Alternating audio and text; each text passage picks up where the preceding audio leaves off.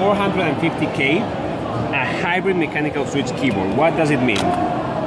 Basically, we have a mechanical system over a membrane. Why is this relevant?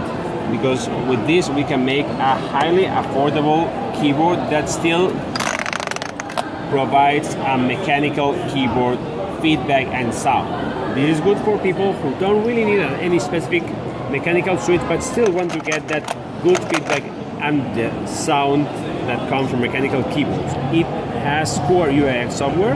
You can refine all its functionality, and if you look behind you will see another of its key features. It's splash proof.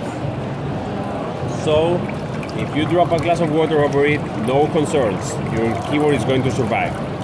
This is especially good not only for users who spend long times in front of their computer, but also for people who are getting into internet cafes. If you're going to equip your internet cafe with those keyboards, your investment will be safe. And as I mentioned, 1000 Hz polling rate, virtually every single key feature that a gamer needs.